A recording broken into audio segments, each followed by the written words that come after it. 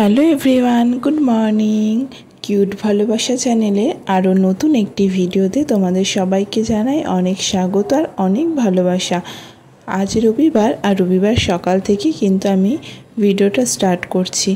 বেশ কয়েকদিন হলো আমি ঠিকঠাক ভিডিও আপলোড করতে পারছি না। আসলে বেশ কয়েকদিন ধরেই তো বৃষ্টি হচ্ছে, আর বৃষ্টির জন্য তো একদম বাইরে বেরোনো যাচ্ছে না। আর এদিকে পুচকেটাও এত পরিমাণে জ্বালাতন করছে, আর সঙ্গে আমার বড়টা তো রয়েছেই। তো এই দুজন মিলে এত পরিমাণে বিরক্ত করছে যে ফোনে ভিডিও করা তো দূরের কথা, ফোনটা যে একটু ধরবো, কি বলবো, ফোনে যে দুটো ফটো তুলবো বা ছোট ছোট ভিডিও নেব, তো সেটা আমার সময় হয়ে উঠছে না। আর এই যে বৃষ্টির জন্য জামা কাপড় শুকোতে পারছি না, নানান ধরনের অসুবিধা, তো এই সব নিয়ে কিন্তু আর ভিডিও করা হচ্ছে না। তো যাই হোক, রবিবার দিন কিন্তু অনেক কষ্ট করে আমি ভিডিওটা শ্যুট করেছিলাম, তো আজ কিন্তু সেটাই আপলোড। তো সানডে মানে তো ছুটির দিন, আর কিন্তু আমার সেই দিনটা ছুটি না, আমার আরও সেই দিনটা বেশি কাজ থাকে। ওকে প্রথমে রেডি করে দিয়ে একদম সকাল সকাল প্র্যাকটিসে পাঠিয়ে দিলাম। ওকে আবার একটু তাড়াতাড়ি নিয়ে আসতে হবে, কারণ ওর অনেক দিন ধরে চুল কাটা হচ্ছে না, চুলটা অনেকটাই বড় হয়ে গেছে। এতদিন ধরে নাচের পরীক্ষার জন্য চুলটা কাটতে দিচ্ছিলাম না, তো আজ চুলটা কাটাতে হবে। তার জন্য কিন্তু একটু তাড়াহুড়ো করে কাজ করছি। আর এদিকে পুচকেকে আজকে খাওয়াবো সাবু, তো ওর জন্য কিন্তু সকালে উঠে আগে সাবুটা ভিজিয়ে দিয়েছিলাম, যেহেতু গত রাতে ভেজাতে ভুলে গেছি, তার জন্য কিন্তু সাবুটা ভিজিয়ে দিয়েছিলাম। আর তারপরে জামা কাপড় কেচে নিয়েছিলাম, কেচে দিয়ে বেশ ছাদে দিয়ে এসেছি। আর এদিকে বিছানাপত্রও গুছিয়ে নিয়েছি। আর তারপরে দেখো, আজকে কিন্তু হবে বিরিয়ানি। অ্যাকচুয়াল কি, বিরিয়ানির কিন্তু কোনো প্রোগ্রাম ছিল না, মাটনটা আনা হয়েছিল এমনি মাংস ভাত খাওয়ার জন্য। তো ঐশী বড্ড বায়না করছে যে ও বিরিয়ানি খাবে, তো তার জন্য কিন্তু এই বিরিয়ানিটার অ্যারেঞ্জমেন্টটা করতে হলো।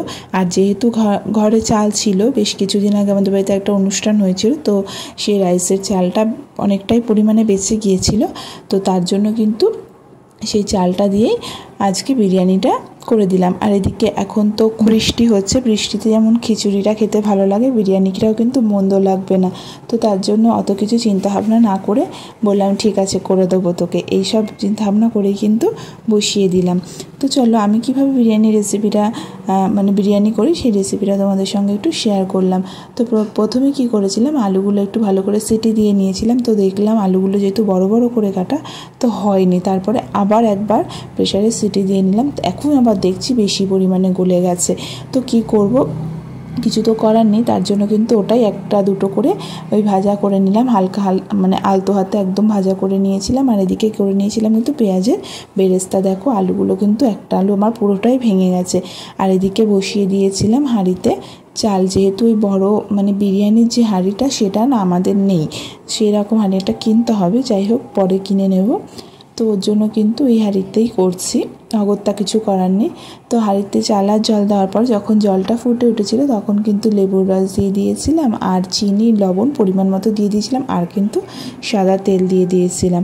আর তাতে কিন্তু পরিমাণ মতো চালটাও আমি দিয়ে দিয়েছিলাম। আর চালটা কিন্তু আমি 40-50 মিনিট মতো আগে একটু ভিজিয়েই রেখেছিলাম। আর যেহেতু মাটন বিরিয়ানি, চিকেন বিরিয়ানিটা হলে অত ঝামেলা করতে হয় না, একবারে কষিয়ে টষিয়ে করা যায়, কিন্তু যেহেতু মাটন, তো ওটাকে আগে একটু সেদ্ধ করে নিতে হয়েছিল। আর এই যে সব ধরনের পেস্ট, যেমন আদা রসুন পেস্ট সব রেডি করে নিয়েছিলাম, লঙ্কা দিয়ে এটাকে ভালো করে আগে কষিয়ে নিয়ে তারপরে ওই কী করেছিলাম বলো তো, তারপরে প্রেসারে সিটি দিয়ে যে মাটনটা যে নিয়েছিলাম সেটা ওর মধ্যে দিয়ে দিয়েছিলাম। আর দেওয়ার পরে কিন্তু লবণ হলুদ তো দিইনি, লবণটা পরিমাণ মতো দিয়ে দিয়েছিলাম। আর তারপরে টক দই আমি ওটাতে অ্যাড করে দিয়েছিলাম। আর টক দইটা অ্যাড করার আগে আমি ওটাতে একটু মিক্সিতে মিক্স করে নিয়েছিলাম, যাতে কোনো রকম অসুবিধা না হয়। আর একটু গোলাপ জল, কেওড়া জল এগুলো দিয়ে দিয়েছিলাম। হ্যাঁ, তবে কী বলো তো, আমি যে বিরিয়ানিটা করেছিলাম না, মাংসের পরিমাণটা একটু অল্পই হয়ে গেছিলো, আরও একটু মাংস হলে বেশ ভালো হতো, কিন্তু অল্প হয়েছিল বলেও কিন্তু খারাপ হয়নি। আর যে মশলাটাগুলো আমি ইউজ করেছিলাম, সত্যি কথা বলতে একটু কমই মশলা ইউজ করেছিলাম। তোমাদেরকে তো আগেই বলেছি যে আমাদের বাড়ির কেউই বেশি মশলাদার খাবার খেতে পছন্দ করে না, তার জন্য কিন্তু অল্প অল্প করেই আমি ইউজ করেছিলাম। তারপরে দেখো এই যে কালার ফ্রুট কালারটা যে অ্যাড করব, তো সেটা কিভাবে করব তার জন্য কিন্তু এই একটা পাত্রের মধ্যে লেবু আর ওই গোলাপ জল, কেওড়া জল আর বেশ কিছুটা পরিমাণে ভাত দিয়ে ভালো, আর ওই ফ্রুট কালারটা দিয়ে আর বেশ কিছুটা পরিমাণে ভাত দিয়ে ভালো করে মিশিয়ে নিয়েছিলাম।